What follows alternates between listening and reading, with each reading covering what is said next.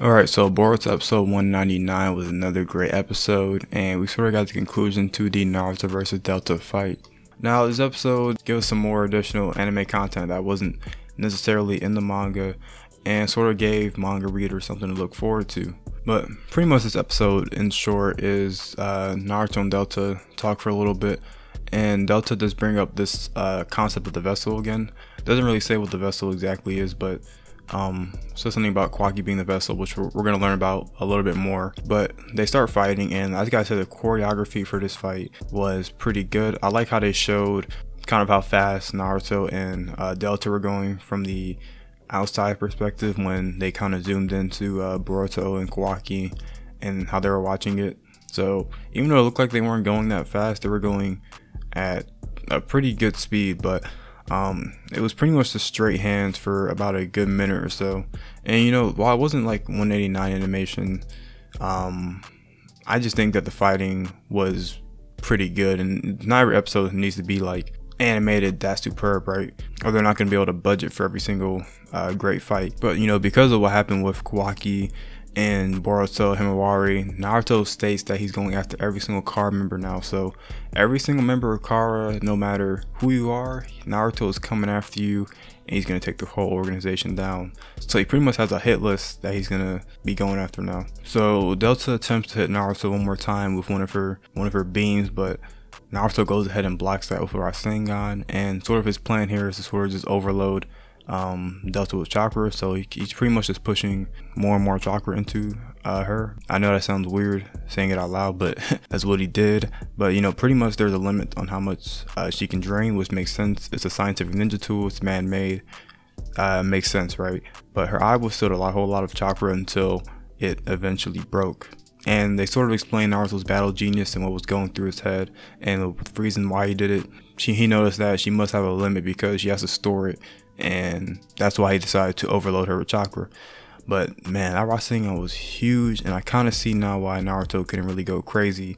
And Naruto even states again that he was trying to make an effort to keep her alive so they can get intel, and they kind of clarified that Naruto wasn't going full strength. He wanted to get intel, wanted to learn more about Kara.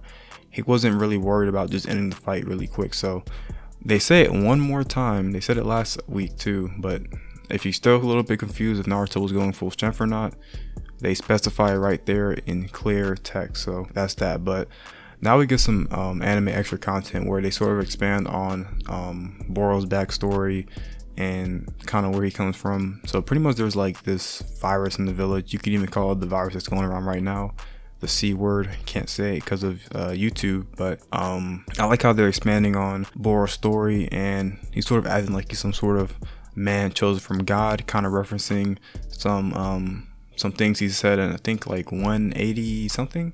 But yeah, pretty much this virus, he comes in, he saves the people, and he sort of takes advantage of these poor people, saying like, yo, you have nothing else to live for, this place is horrible, and he's like, you can come back with me and have a full life, kind of using the infinite Tsukuyomi to as a way to recruit people that are kind of down their luck. And we haven't heard the infinite Tsukuyomi for a while now, but pretty much the infinite Tsukuyomi make people feel really good.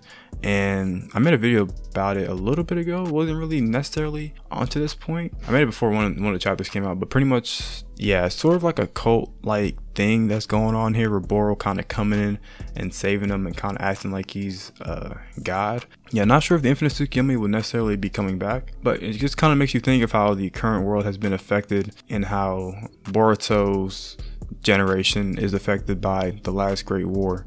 So found that very interesting, how they're finally developing Boro's story.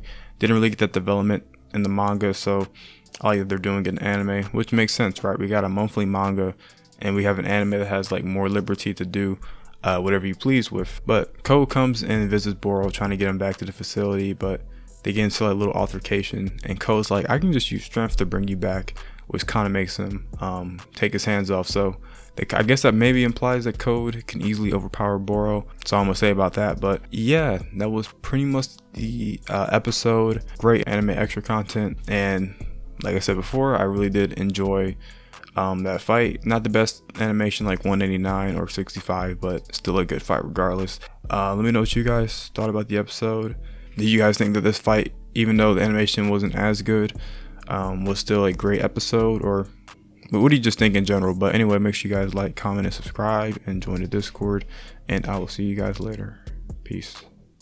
Say, so, say, so.